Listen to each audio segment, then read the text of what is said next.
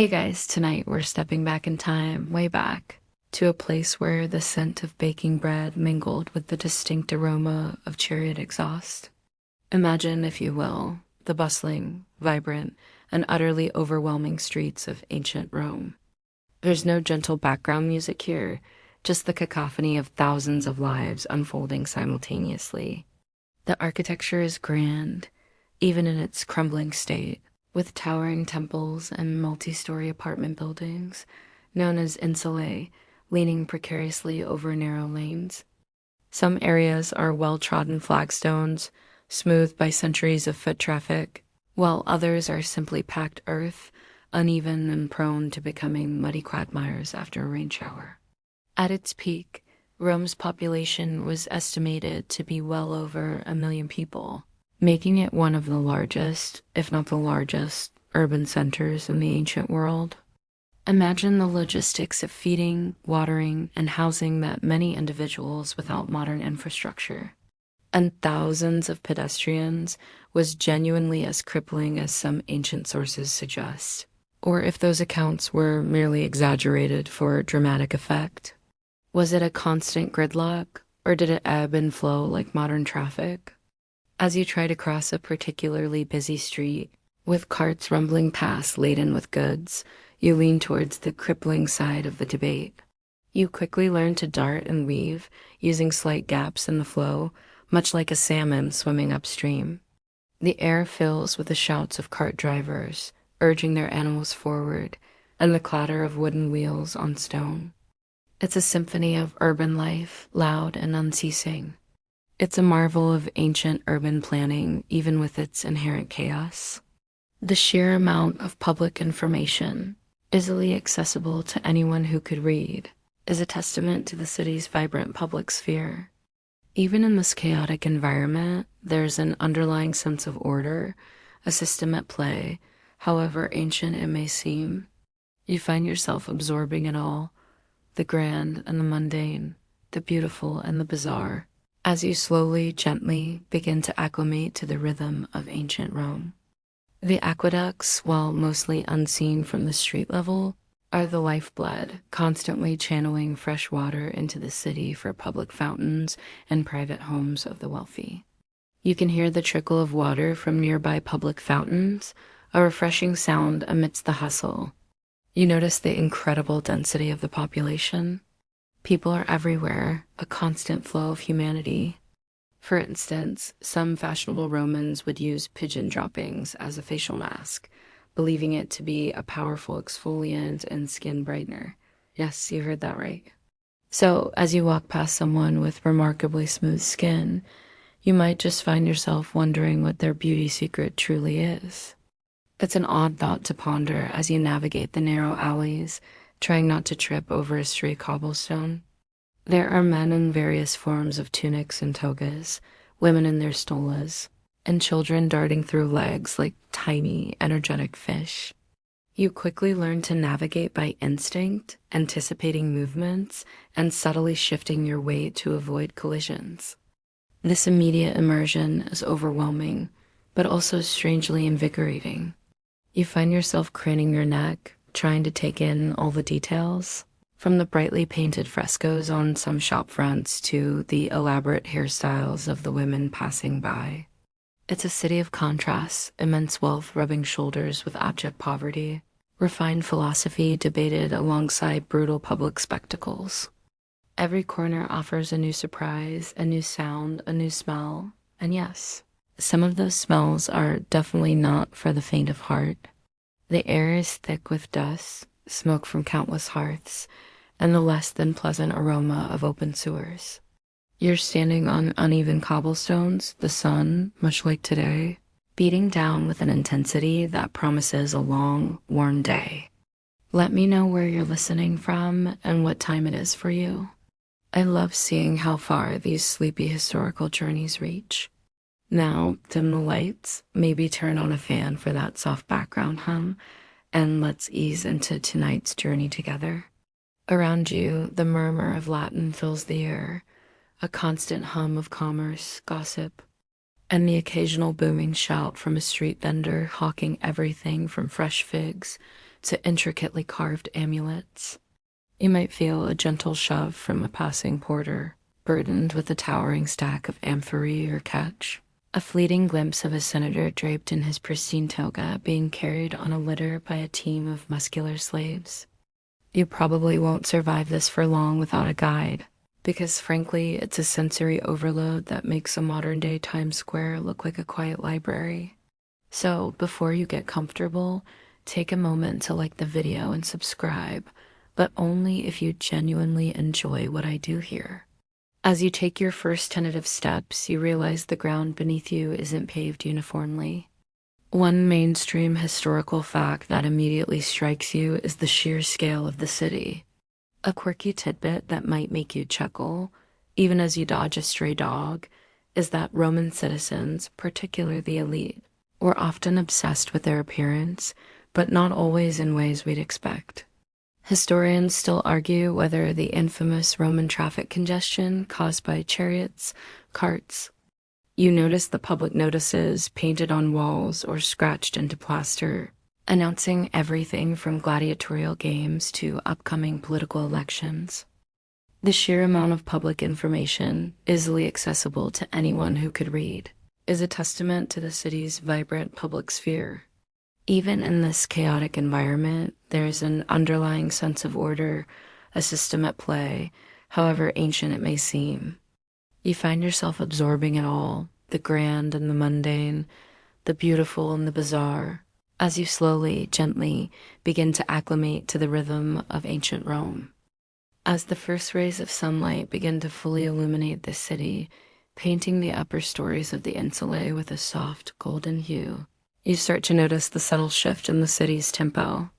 The deep hum of the night, perhaps a distant dog barking or the occasional watchman's call, gives way to the stirring of daily life. For you, the modern visitor, it's a jarring awakening. There are no silent alarms or gentle smartphone vibrations here. If you're a male Roman citizen, your day would often begin with the elaborate process of donning this cumbersome garment. And somnus matutinus was a biological response to ancient lighting conditions or simply a cultural habit. Did they truly wake in the middle of the night for an hour or two of activity before returning to bed? Or was this only common in certain social circles? Wealthy matrons might oversee their slaves, direct household affairs, and engage in elaborate beauty rituals, involving intricate hairstyles and makeup. Less affluent women, however, would be immediately occupied with domestic chores, preparing food, weaving cloth, or assisting in their husbands' workshops. There were no leisurely mornings for the majority of Roman women, whose days were often defined by labor and household management. You see them emerge from their homes, sometimes with baskets over their arms, ready to tackle the day's tasks, their movements purposeful and efficient. It's clear that the rhythm of the city is dictated by the needs of its people, and those needs begin with the rising sun. As you observe the early risers, many of them looking like they haven't quite had a full night's rest, you wonder if it was more out of necessity than choice. Perhaps the constant noise and lack of proper insulation in their homes made continuous sleep a luxury. It wasn't just a piece of cloth. It was a symbol of status, citizenship, and formality. This was a formal call by clients or clientes upon their patron, the patroness. If you were a client, you'd join a throng of others, waiting patiently in the vestibule of a wealthy, roaming's house, hoping to gain favor, receive legal advice, or perhaps just a small handout of food or money. This wasn't just a quick hello. It was a crucial part of the Roman social hierarchy, reinforcing the bonds of patronage that permeated all aspects of society. You might find yourself shuffled around in the crowd, feeling the subtle social currents at play, observing the hushed conversations and the deferential bows. The air might be thick with anticipation and the faint scent of expensive perfumes from within the house. Imagine trying to wrap several meters of wool around yourself in a precise, dignified manner without assistance, especially when half asleep. You'd need a servant or at least a very patient friend. Some historians even suggest there were specific toga folders for hire, much like professional dry cleaners today, just to get the pleats right. It was a sartorial nightmare, truly. You might find yourself grateful for your modern, easy-to-wear clothing as you watch someone wrestle with their elaborate folds. Instead, you might be jolted awake by the cacophony of a nearby blacksmith's hammer, the bleating of sheep being herded to market, or simply the rising volume of human voices from the street below. Roman mornings were rarely peaceful, unless you were tucked away in a sprawling villa far from the city's heart. Your first thought, perhaps, is breakfast. Forget your leisurely coffee and avocado toast. The Roman equivalent is a much simpler fare, often eaten quickly. You might grab a piece of panes, a simple bread, perhaps dipped in wine, or with a bit of cheese or olives if you're lucky. For the working classes, breakfast, or ientaculum, was often just leftover dinner from the night before, or a quick stop at a thermopolium, a fast food stand for some warm bread and a basic stew. You watch as Romans, still somewhat groggy, grab their quick bite, fueling up for a day that promises manual labor, bureaucratic drudgery, or social maneuvering. There's no dawdling. The Roman day starts early. One mainstream historical fact about Roman mornings is that the concept of a multi-course breakfast was practically non-existent. Most Romans, rich or poor, ate very light in the morning, focusing their larger meals on lunch and especially dinner. The emphasis was on utility, getting calories in quickly to start the day's tasks. Imagine trying to explain the modern brunch phenomenon to a Roman citizen. They'd probably stare at you blankly, wondering why anyone would dedicate so much time and effort to a morning meal when there's work to be done. A quirky tidbit that might make you ponder the practicalities of ancient fashion is the Roman obsession with the toga. Historians still argue whether the common Roman practice of sleeping in shifts, often described as somnus naturalis, once dressed, you'd likely embark on the morning ritual known as the salutatio. For the women of the household, the morning routine varied greatly depending on their social standing. Wealthy matrons might oversee their slaves, direct household affairs, and engage in elaborate beauty rituals involving intricate hairstyles and makeup. Less affluent women, however, would be immediately occupied with domestic chores, preparing food, weaving cloth, or assisting in their husbands' workshops. There were no leisurely mornings for the majority of Roman women, whose days were often defined by labor and household management. You see them emerge from their homes, sometimes with baskets over their arms, ready to tackle the day's tasks, their movements purposeful and efficient. It's clear that the rhythm of the city is dictated by the needs of its people, and those needs begin with the rising sun. After the hurried morning meal and the social rigors of the salutatio, your Roman day would inevitably lead you to a crucial aspect of daily life: hygiene.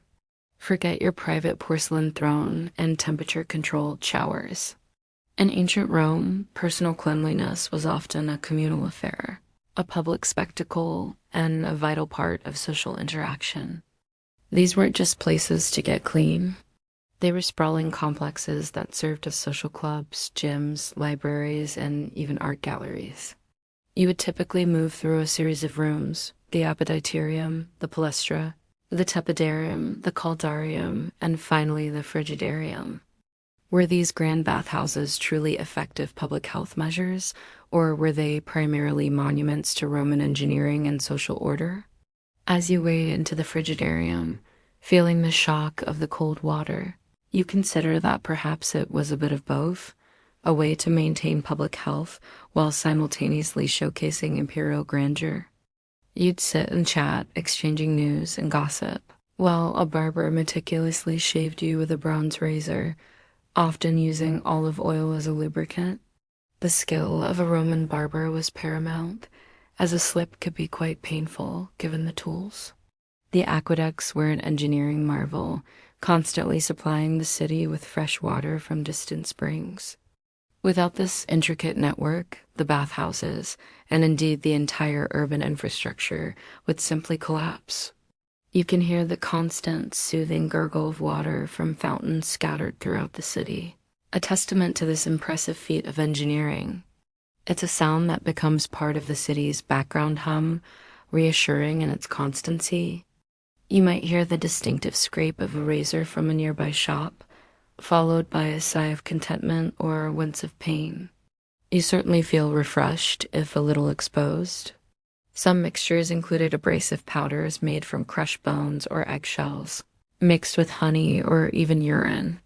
So while you might admire a Ramon's dazzling smile, you might not want to inquire too deeply into their dental routine. It's a prime example of how ancient solutions, while effective to a degree, often came with unexpected ingredients. The experience was designed to be leisurely, a way to unwind, socialize, and purify both body and mind.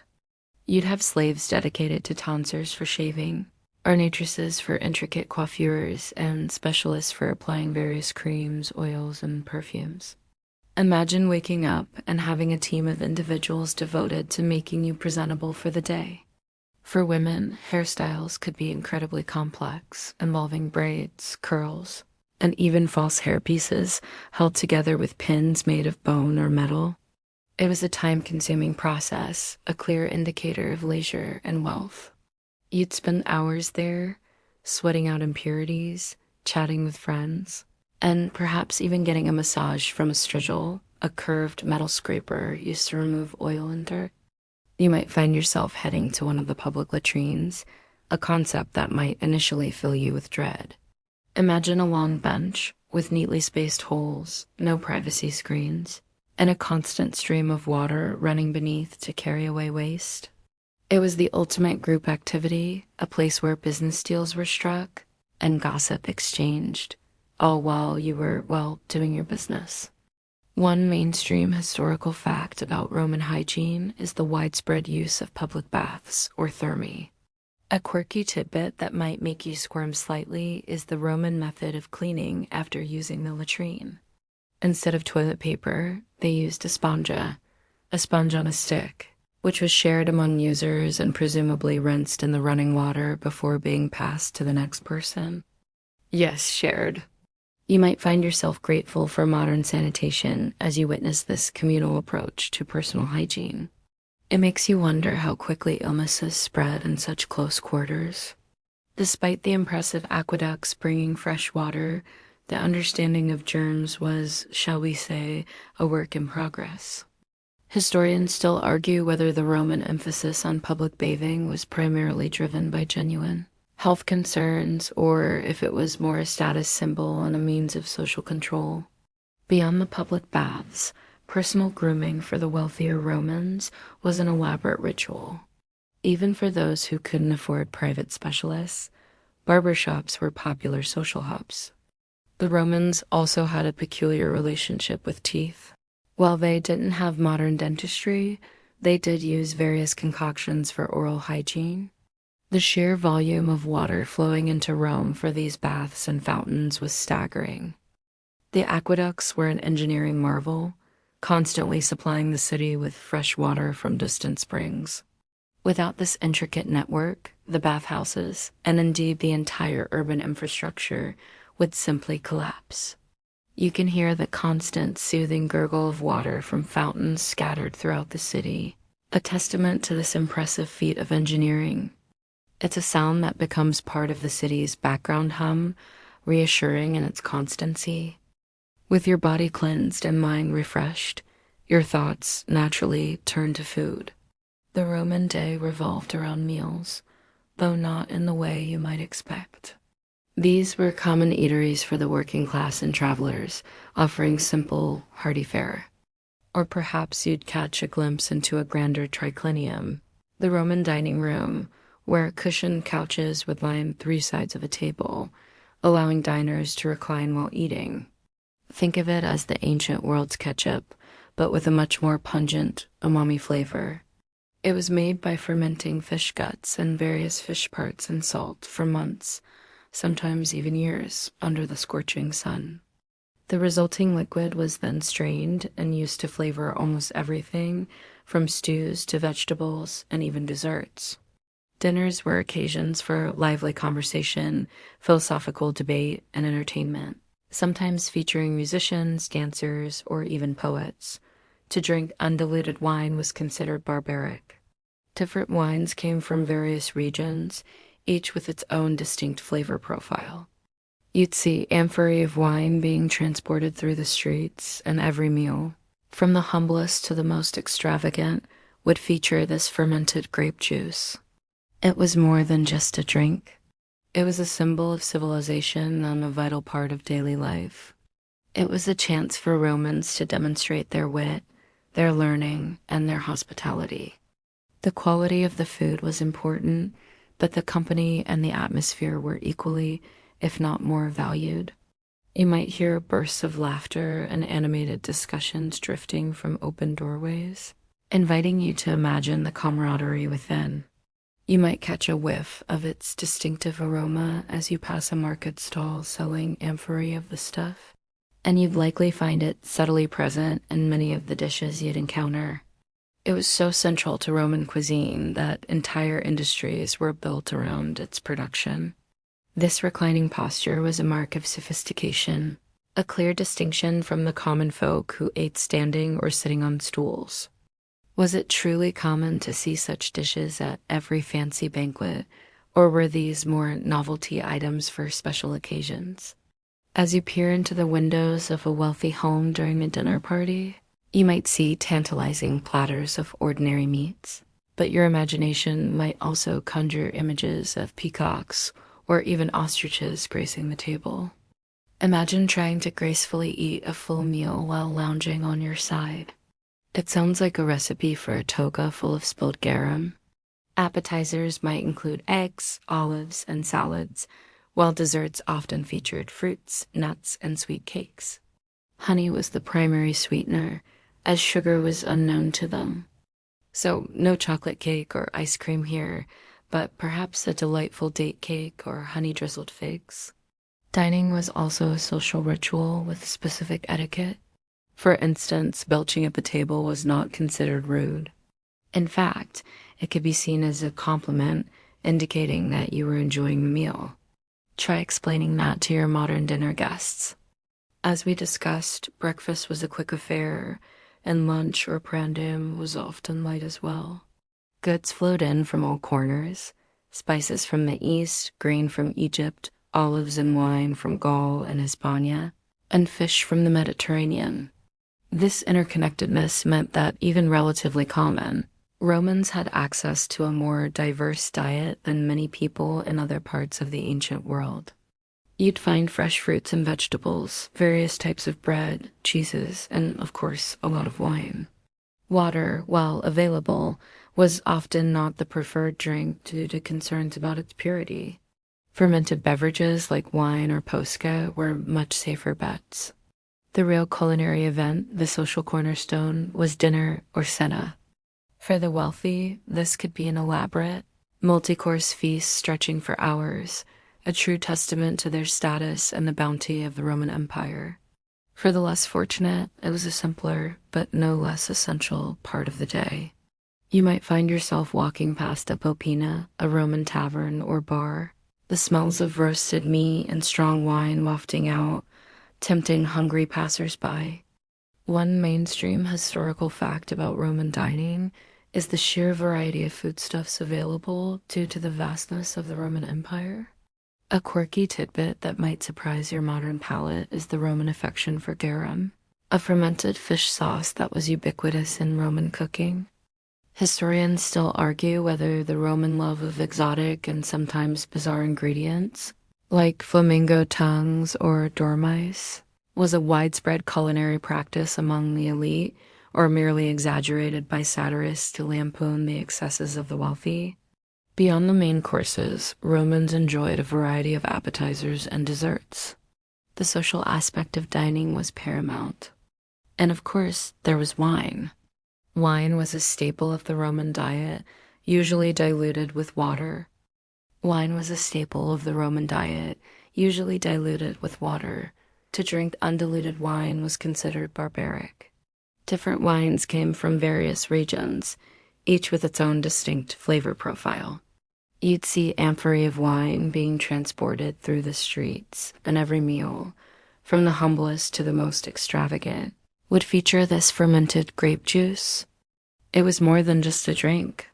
It was a symbol of civilization and a vital part of daily life. As the sun climbs higher and the smells of freshly baked bread and fermenting garum begin to dissipate, the city shifts its focus from sustenance to labor. In ancient Rome, work wasn't just a means to an end. It was intricately woven into the fabric of society, defining one's status, purpose, and daily rhythm. These were the artisans, the skilled craftspeople who produced everything from intricate jewelry to sturdy furniture. You'd see bakers kneading dough, shoemakers stitching leather, and weavers manipulating their looms.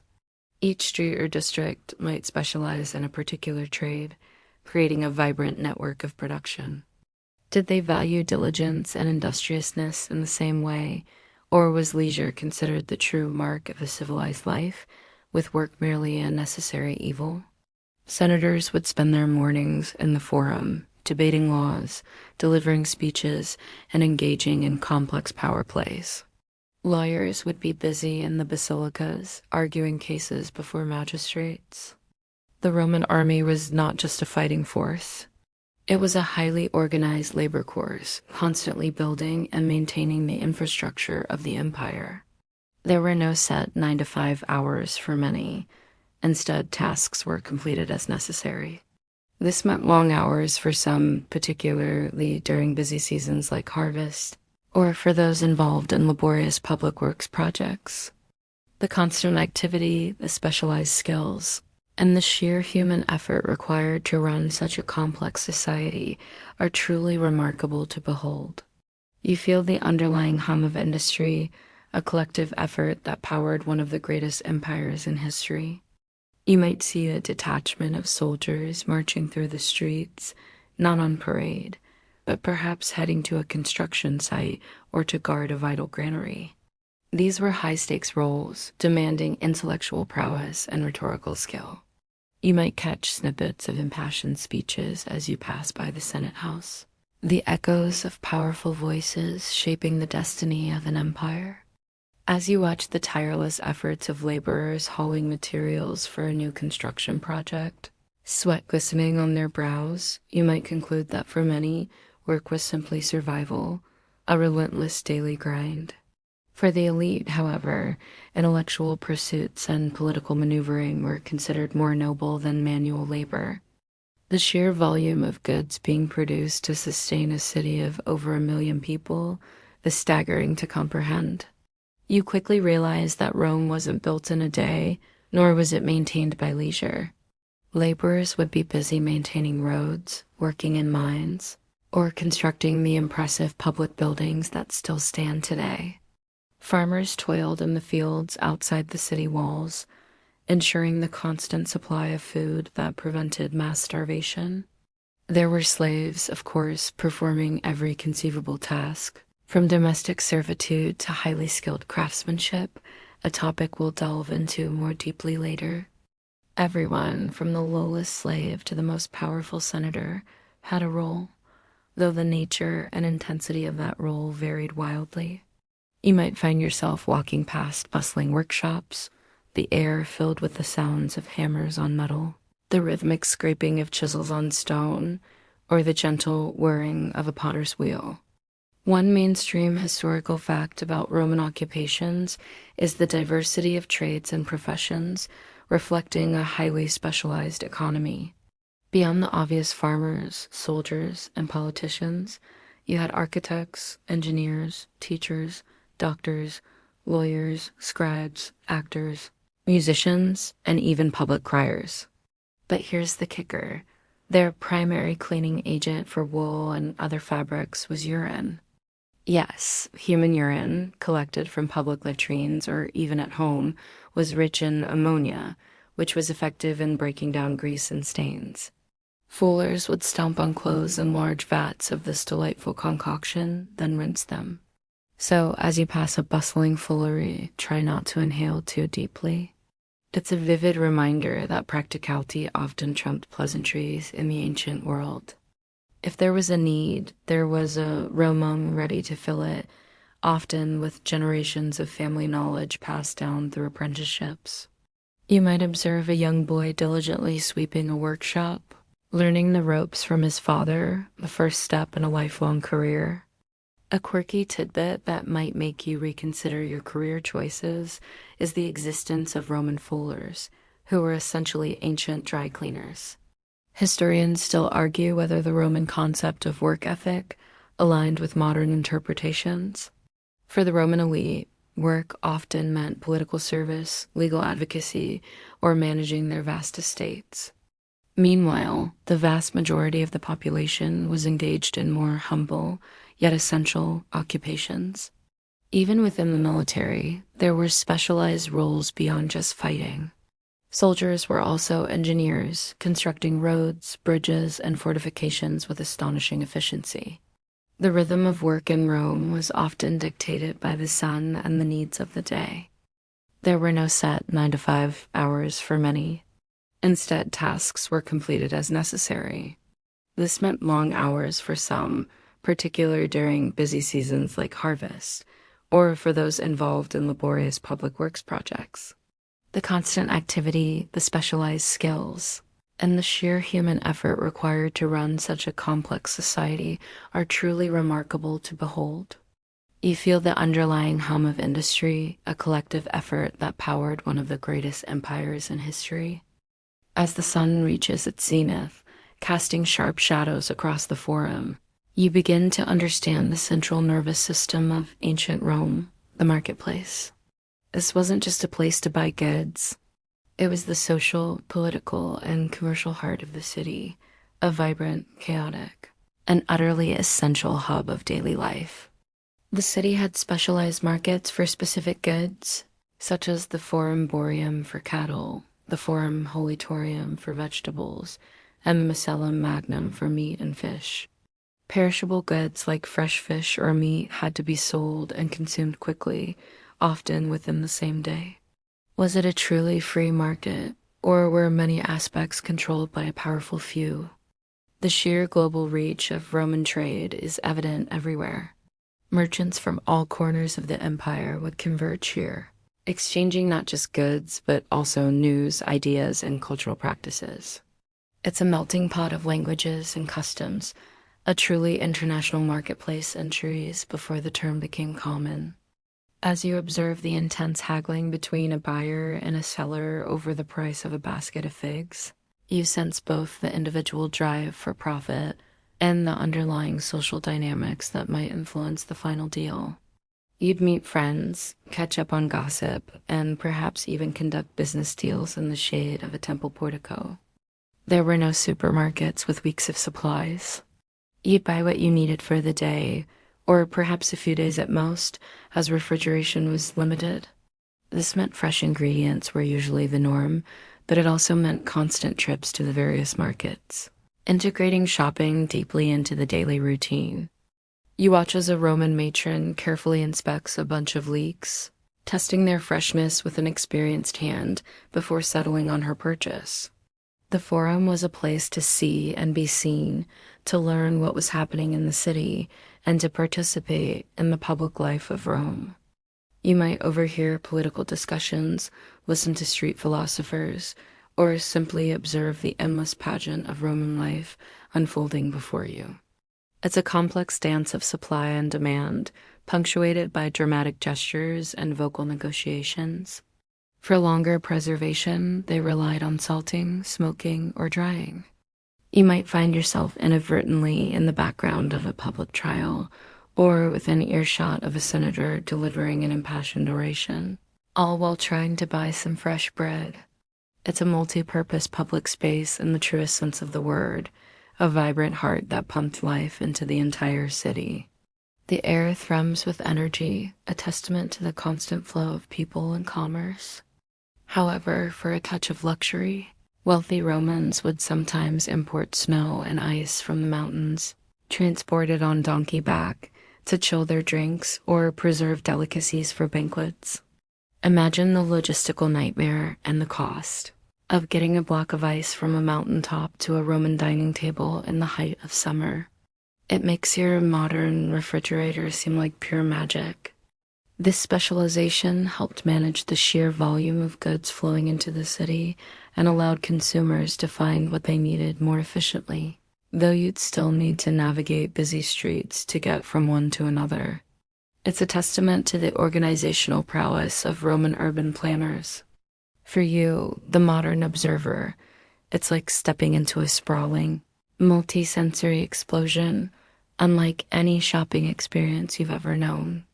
You find yourself drawn by the cacophony of sounds, the shouts of vendors hawking their wares, the haggling over prices, the distant bleating of animals, and the constant hum of countless conversations.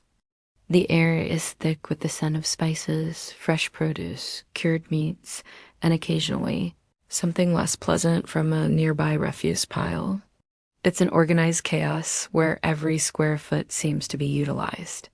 Merchants display their goods on portable stalls, on cloths spread on the ground, or within small, open-fronted shops lining the forum's edges.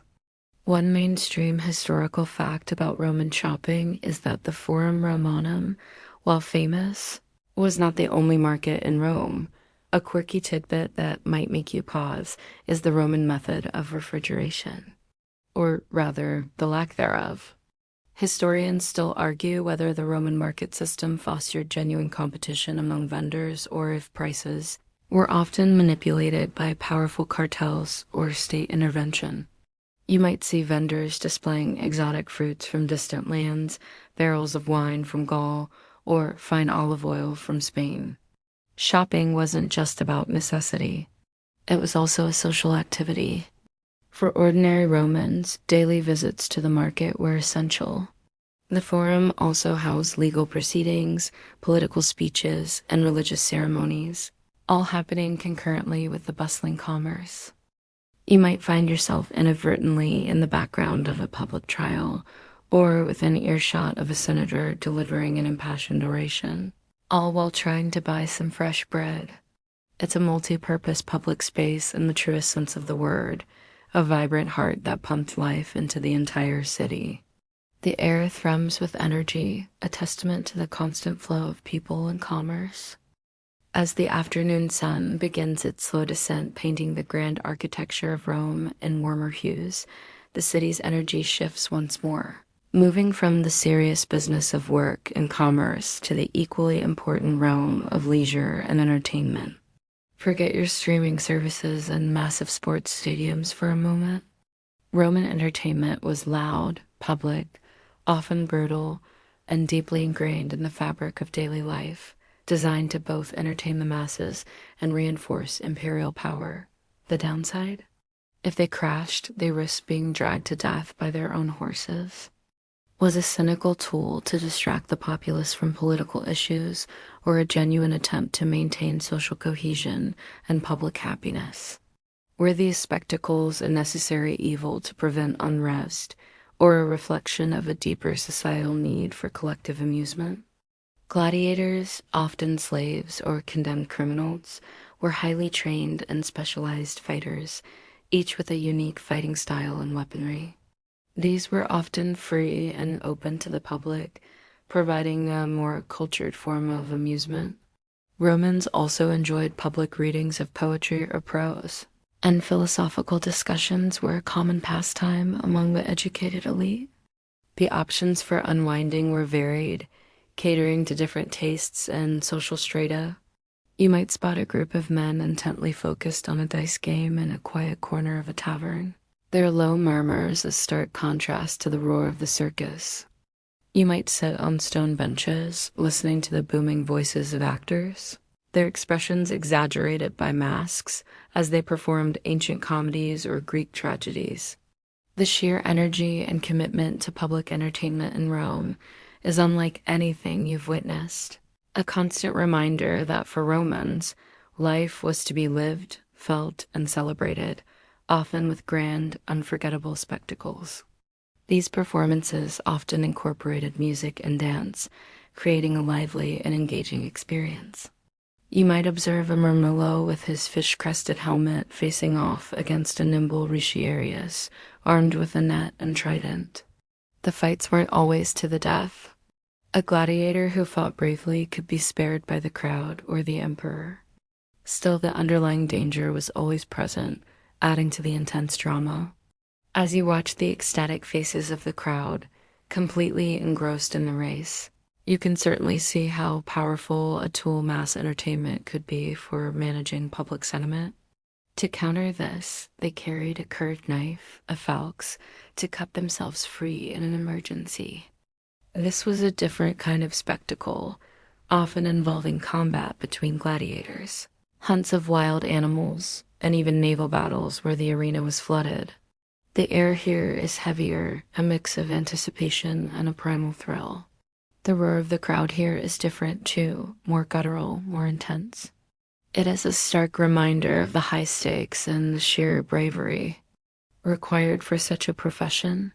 You might find yourself holding your breath with every turn, watching for any sign of a collision. You might feel the tremor in the ground before you hear the roar, a low rumble that promises excitement.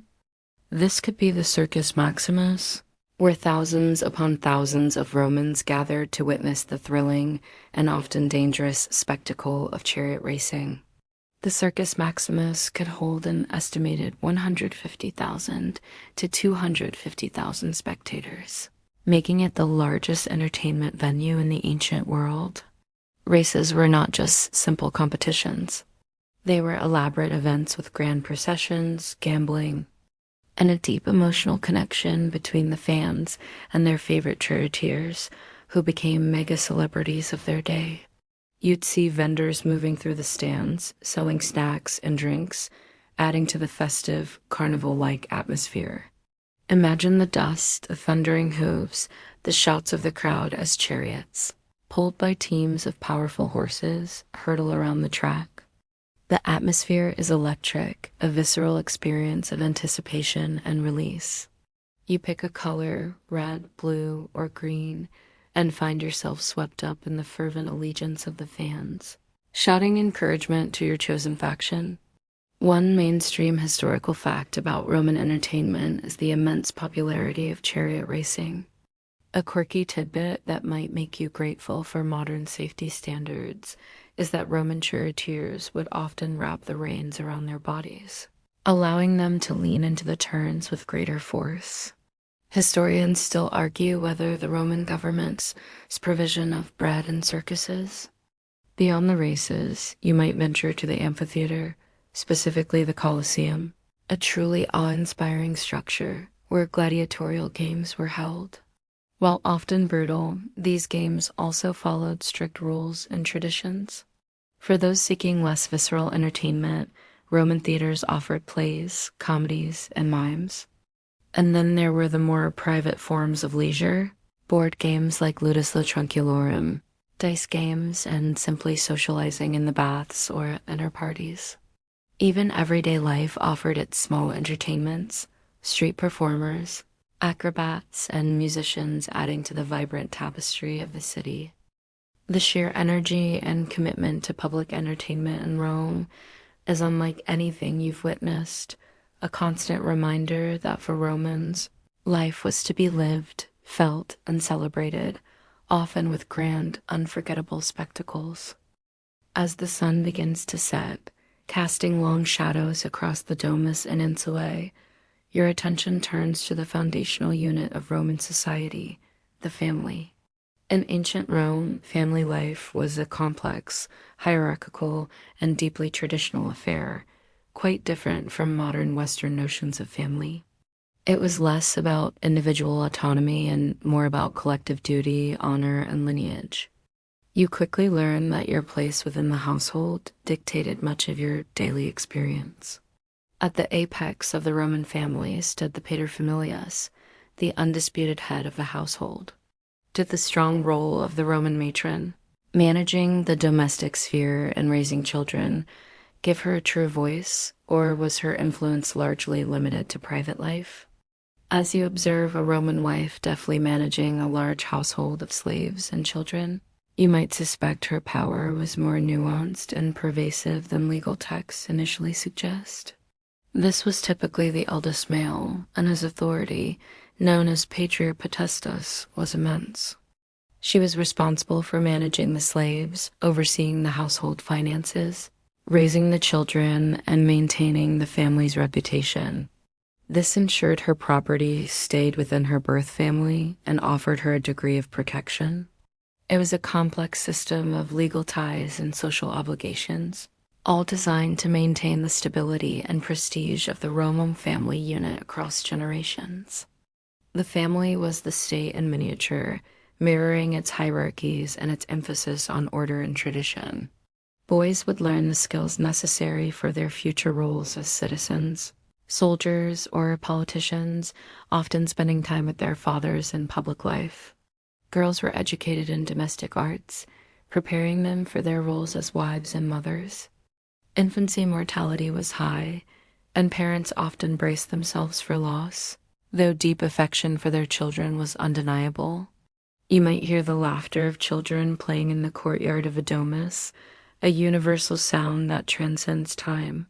While her legal standing was often limited, her practical influence within the home could be substantial. This communal living provided a strong support network, but also meant less privacy than you might be accustomed to.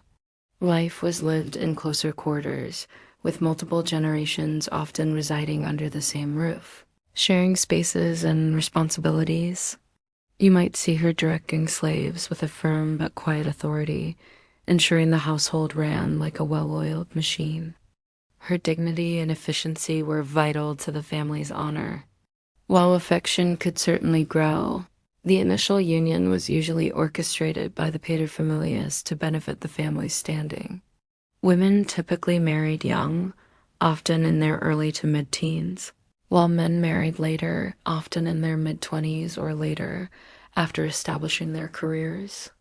You might see a young couple, clearly arranged, interacting with a formal decorum that suggests duty over passionate romance. He held legal power of life and death over his children. This wasn't a common or sanctioned form of punishment, but rather a symbolic act of public shaming intended to mark her as disobedient or foolish. It's a rather peculiar image to ponder as you consider the power dynamics within the Roman household, a form of public humiliation that feels both archaic and oddly specific. And complete control over all property and persons within his household, regardless of their age. You might observe a grown son, a respected magistrate even, deferring completely to his elderly father on matters of property or marriage. A clear demonstration of this pervasive authority. It's a concept that might feel alien to your modern sensibilities, where individual rights often take precedence. One mainstream historical fact about Roman family life is that marriage was primarily a practical arrangement, often for political, economic, or social alliances, rather than purely for love. A quirky tidbit that reveals the Roman approach to domestic disputes is the occasional, albeit rare, practice of a paterfamilias chastising his wife by biting her ear. Historians still argue whether Roman women, despite their legal subordination to the paterfamilias, held significant informal power and influence within the household and even in broader society. The role of the Roman matron, the wife of the paterfamilias, was central to the household's smooth functioning. Children from infancy were raised with a strong emphasis on Roman values, piety, duty, discipline, and respect for tradition.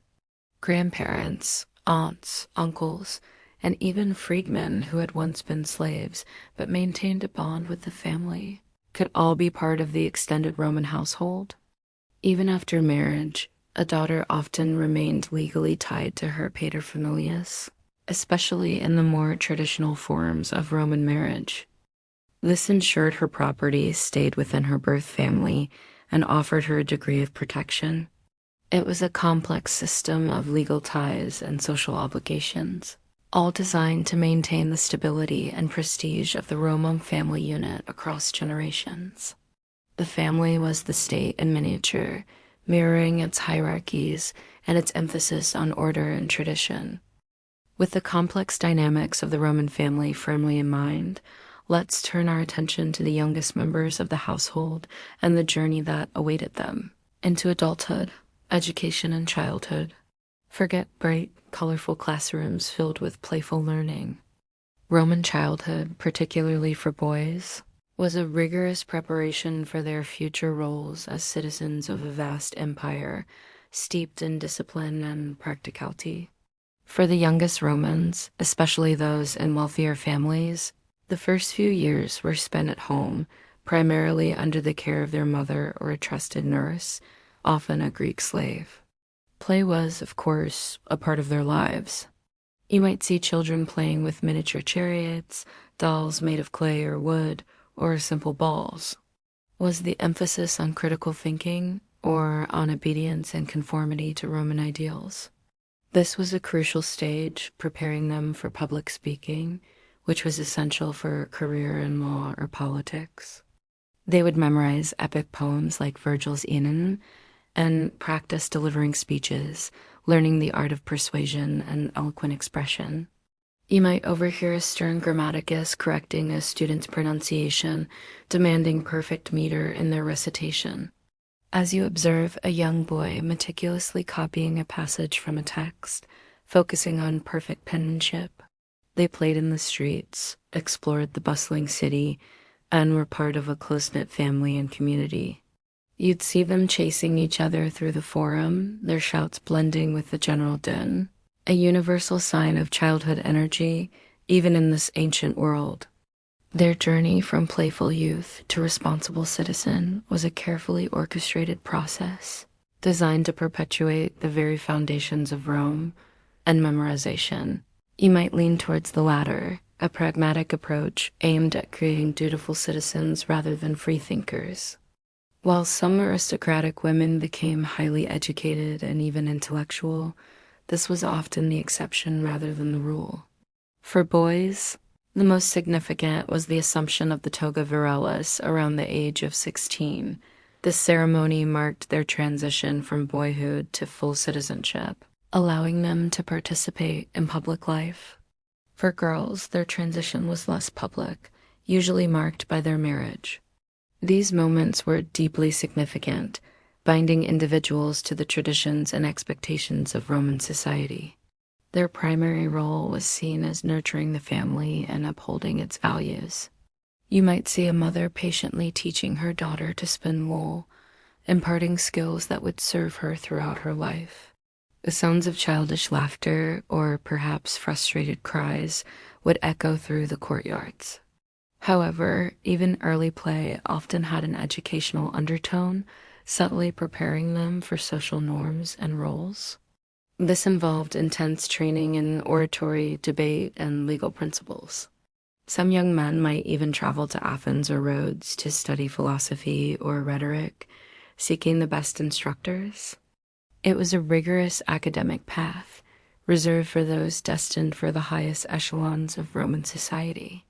One mainstream historical fact about Roman education is that formal schooling began around the age of 7, primarily for boys, though some girls from wealthy families might also receive an education, usually at home. The first stage was elementary school, where a ludi magister would teach basic literacy and numeracy. Students would scratch their letters into a thin layer of wax spread over a wooden board using a stylus, the other end of which was flattened for smoothing out mistakes. Imagine the constant scraping sound and the potential for a stylus to slip. It was an effective, reusable method, but certainly less forgiving than pen and paper. You might spot a young student diligently scratching out his letters, his brow furrowed in concentration. You'd find these schools in small, often rented rooms, or even in the open air of a portico, filled with the droning recitations of students learning their ABCs. Discipline was often strict, and corporal punishment was not uncommon. A quirky tidbit that might make you wince is the Roman practice of using wax tablets for writing exercises. Historians still argue whether the primary goal of Roman education was to foster intellectual curiosity or to instill civic virtue and practical skills necessary for public life. After elementary school, around the age of 12 or 13, boys from affluent families would move on to grammar school, where they would study Latin and Greek literature, history, and rhetoric. For a select few, higher education at a school of rhetoric prepared them for advanced legal or political careers. Girls, even from wealthy families, were typically educated at home, focusing on household management, weaving, music, and basic literacy. Childhood in Rome was also marked by rituals and rites of passage. Despite the emphasis on discipline and preparation for adult roles, Roman children did experience a period of relative freedom. They played in the streets, explored the bustling city, and were part of a close-knit family and community. You'd see them chasing each other through the forum, their shouts blending with the general din, a universal sign of childhood energy, even in this ancient world. Their journey from playful youth to responsible citizen was a carefully orchestrated process, designed to perpetuate the very foundations of Rome. As the Roman day progresses and you begin to appreciate the layers of family and education, it's impossible to ignore one of the most pervasive, yet often unspoken elements of Roman society: slavery. This wasn't just an adjunct to the economy. It was its very foundation, woven into every aspect of daily life, from the grandest imperial household to the humblest workshop.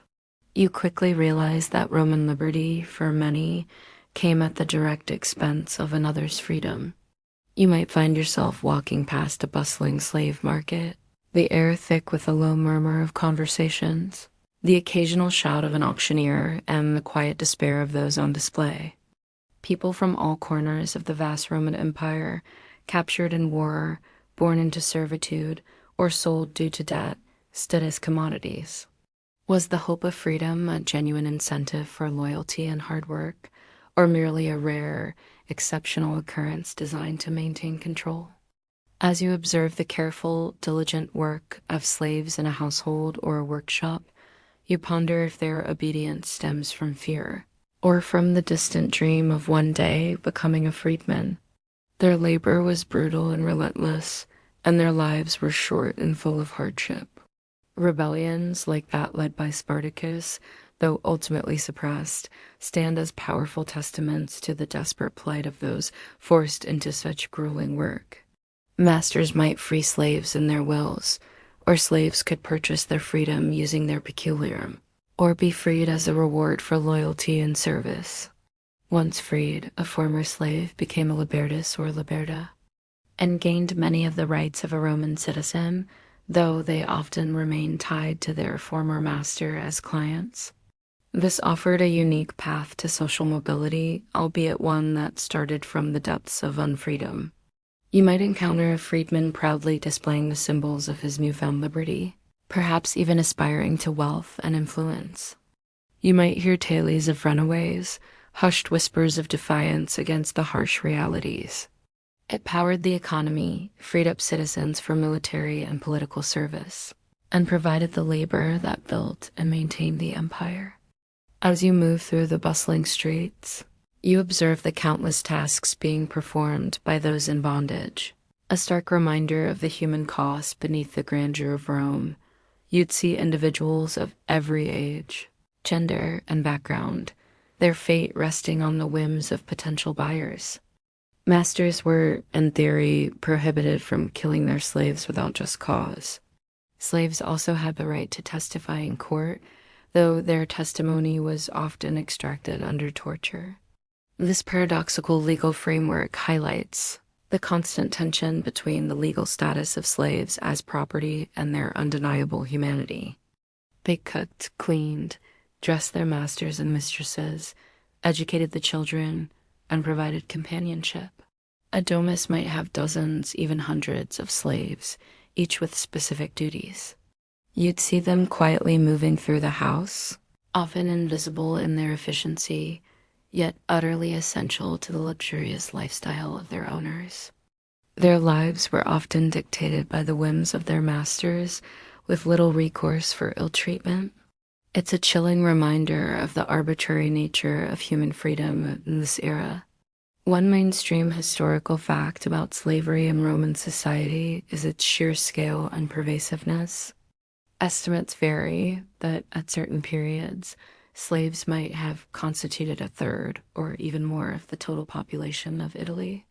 This was a small amount of property, money, or goods that a slave might be allowed to manage or even own, often accumulated through their labor or small earnings.